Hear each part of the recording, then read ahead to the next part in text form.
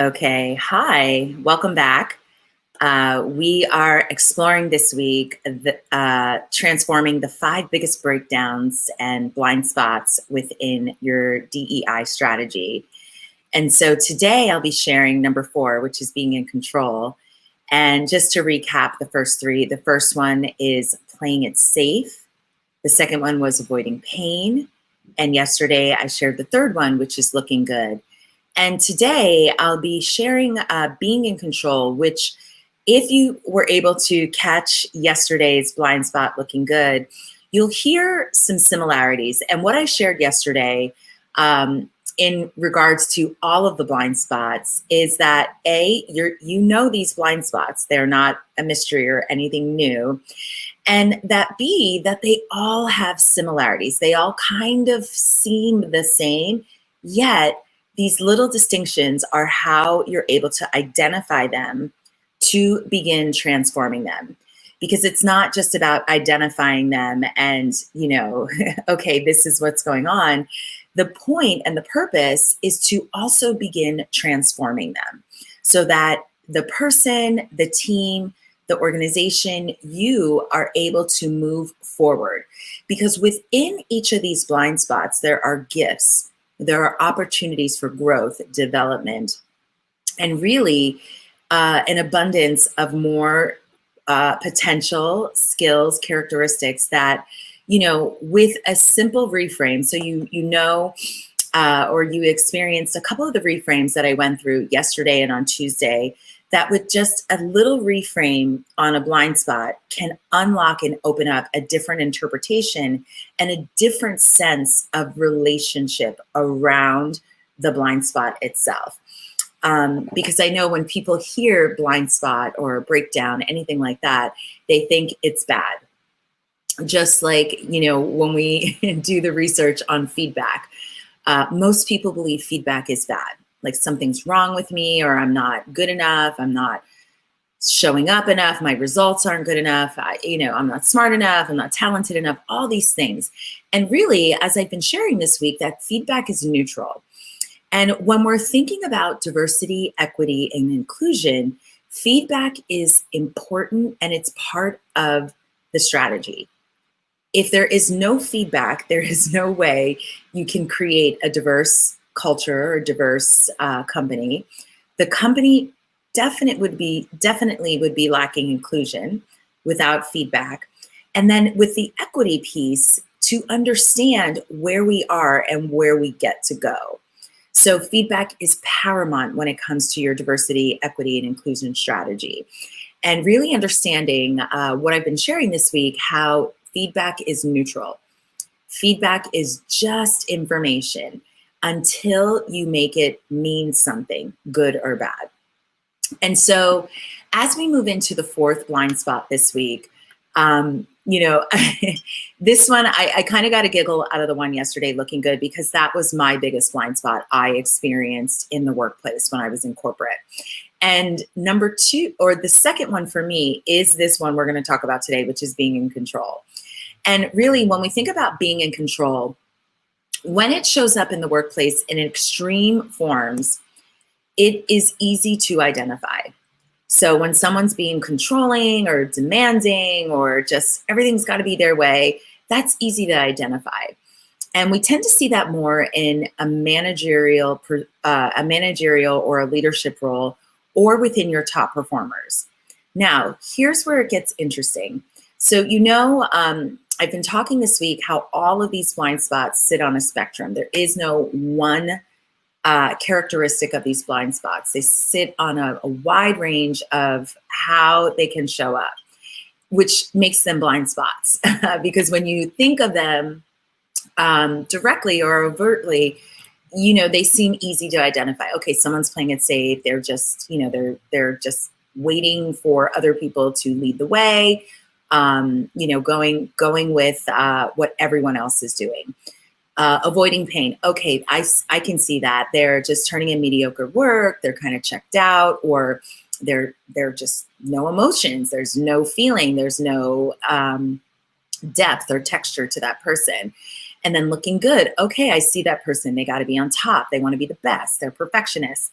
And today, with being in control, like that, the overt, the extreme side of it, the one extreme side of the spectrum is that piece of like dominance. It's got to be my way. And really a whole bunch of things that, I'm going to dive into. So another part of that extreme piece of being in control is they're not great listeners. They like to tell you what to do, but they're not great listeners.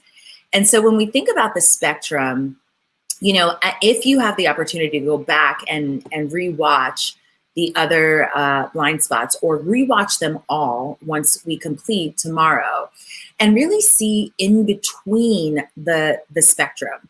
Because again, it's easy to see each ends of the spectrum, which those really aren't blind spots. We are able to identify those people. It's all the things that most of us, the majority of us, are lingering in between the spectrum, like in the middle. And those are the things that cost our team and our companies substantially. And the main reason it costs us substantially is because there are no checks and balances. These things are so subtle, hence why they're in your blind spot, that we have no accountability and no culture or system set up to create that feedback loop, to mirror and reflect back the way this person is showing up. Or on the other side of that feedback loop, to feel empowered to request feedback. How am I showing up? How do you feel as me being the lead of this team, or a member of this team, or the work that I'm contributing to this team? How do you feel about me, and how would you describe me as a team player on within this project or team, or whatever the case may be? And so those are the deeper questions that we go into with our clients. So it's not so much like, okay, we see, we could see the extreme cases. We start to evoke, we start to ask evoking questions that unearth and uncover these characteristics and these blind spots that are just a little bit more challenging to see. And as I shared earlier this week, you may be able to identify them in other people, yet are you able to identify them within you?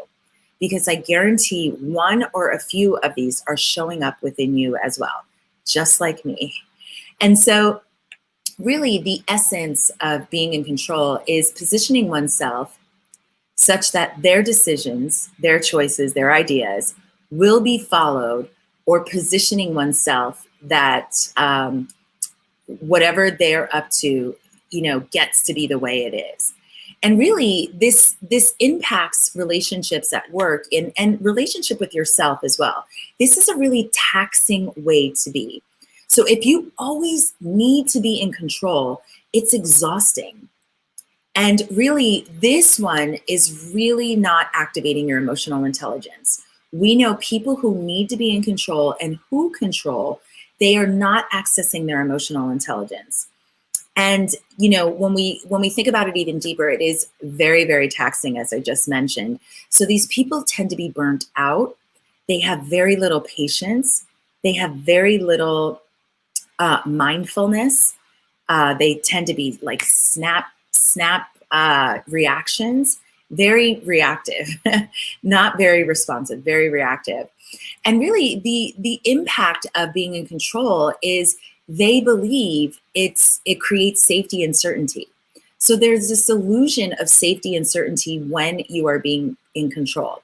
And here's the thing, on the other end of the spectrum of being in control, because we see it, it's like I said, it's easy to see when someone's being controlling, demanding, things like that. That's easy to see. Yet it's the other side that we may not be able to see, and the in between. And this kind of ties into the people who are playing it safe and avoiding pain. That this is a form of control. Control, to be in your comfort zone, is a form of control as well, because you're committed to being small so no one sees you, or avoiding pain so no one, can call you forward. There's nothing will be put on your shoulders. No blame, no accountability will be put on you. And that's a form of control. And it doesn't work in the workplace.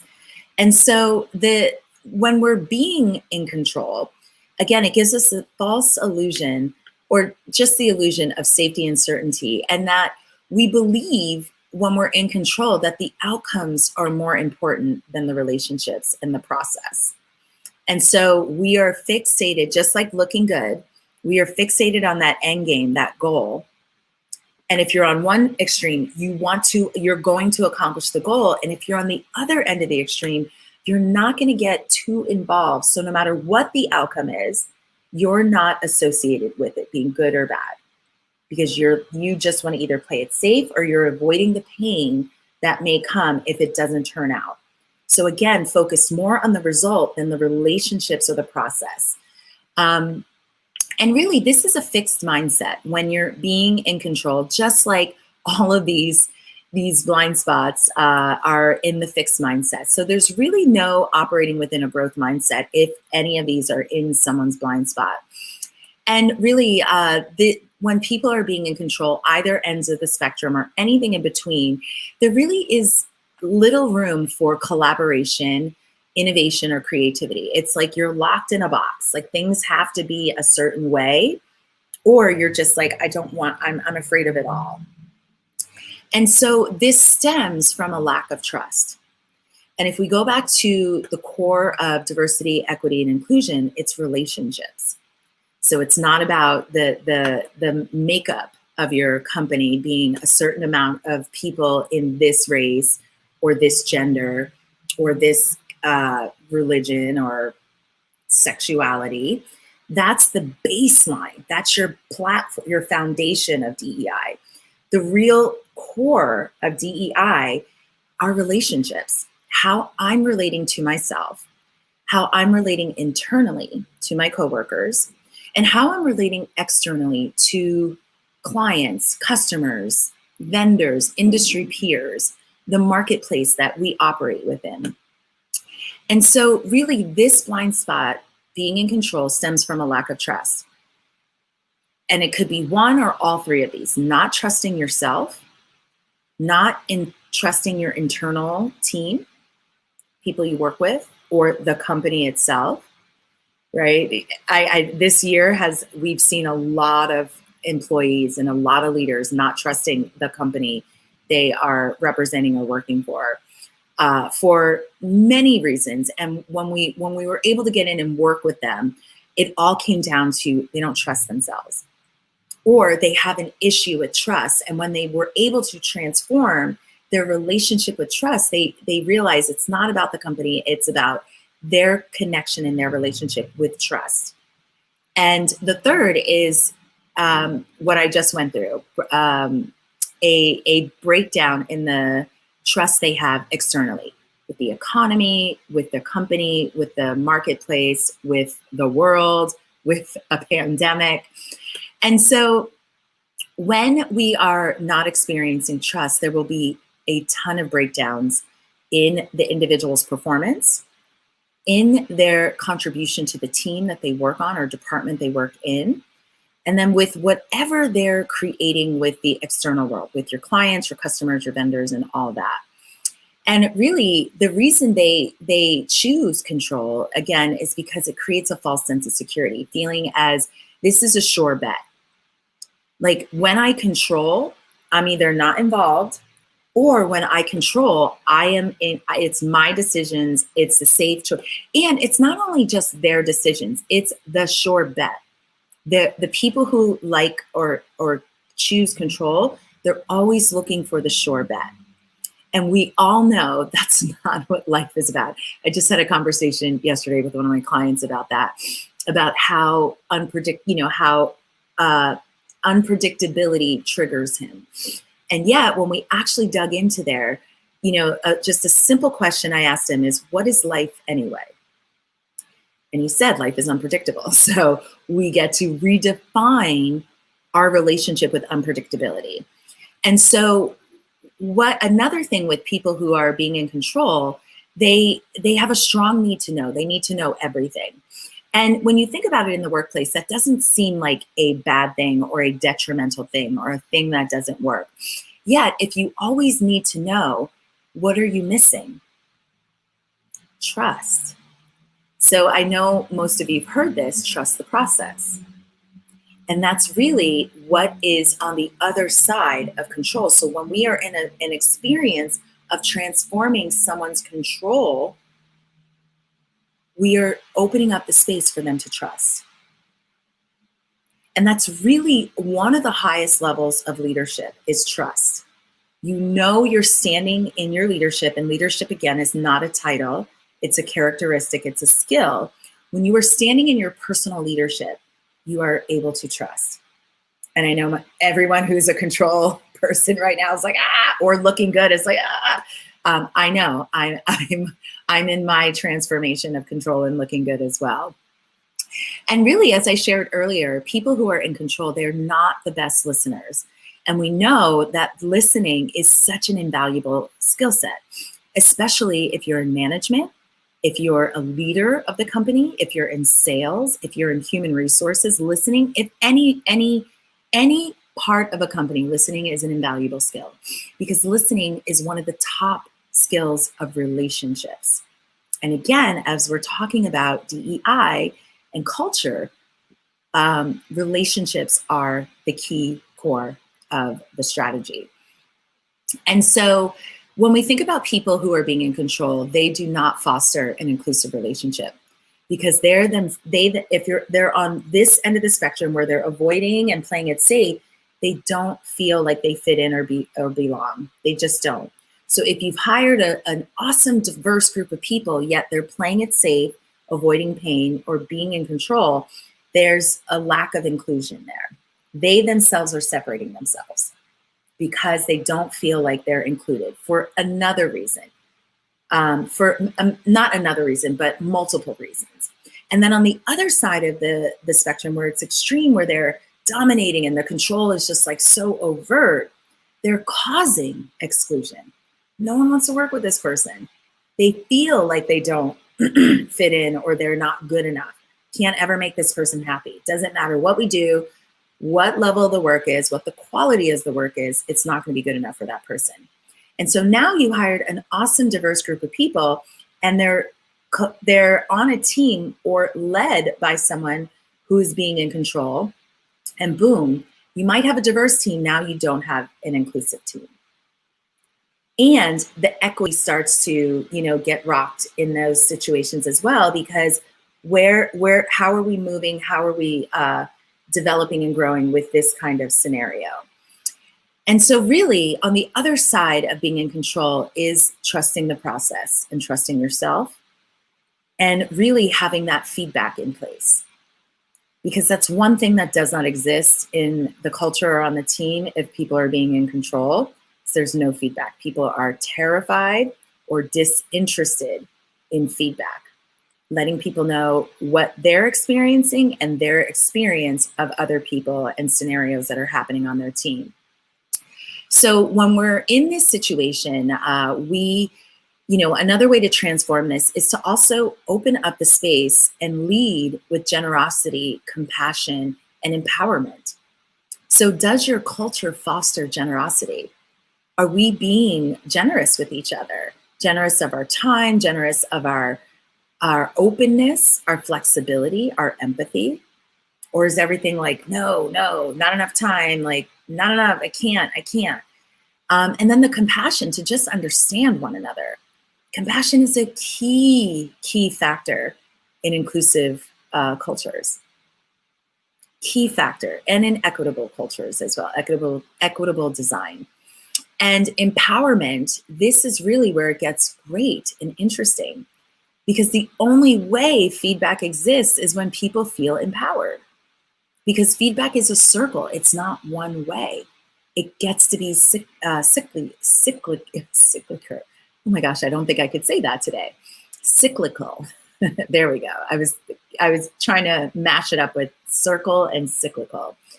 And so also, feedback is also in relationship with each other, people to people, but it's also, is your culture set up for your people to give feedback on the work, on the company, on the brand perception?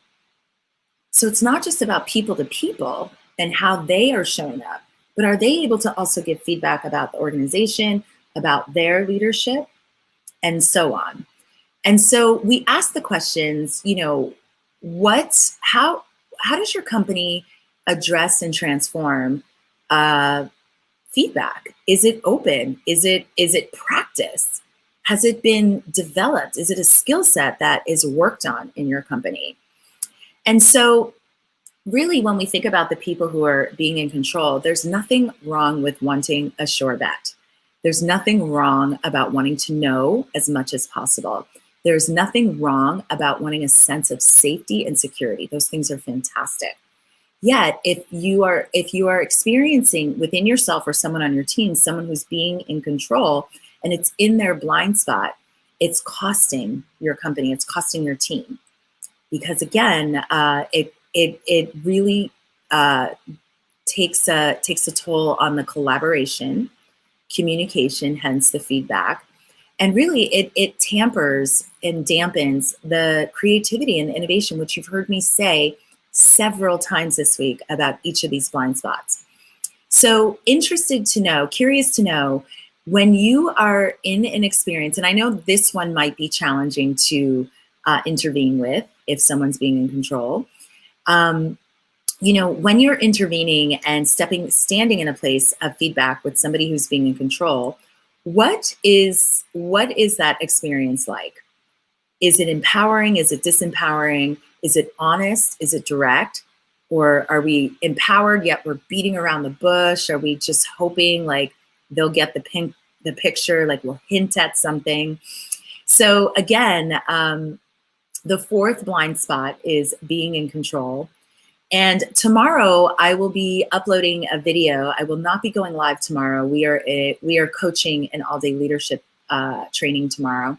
So I will be recording a video and uploading it tomorrow about the final blind spot, which is being right. And this is a good one because I personally believe this is the one that causes the biggest breakdowns with all relationships in the workplace and out of the workplace. So join us again tomorrow. We'll be coming to you around the 10 o'clock hour with a video. Will not be live. And you can continue posting your comments and questions down below, or you can reach out to us directly at culture@evolveeq.com. And next week, we're flipping the switch, and we're coming to you live next week at 12 p.m. Eastern Standard Time, Monday, Tuesday, Wednesday, where we are taking your questions and answering your questions around diversity, equity, and inclusion in your experience. So what you want to know about your own personal experience within your company. So that'll be coming live to you next Monday, Tuesday, Wednesday at 12 p.m. Eastern Standard Time, live here on LinkedIn and Facebook. So thank you very much, and I will see you soon.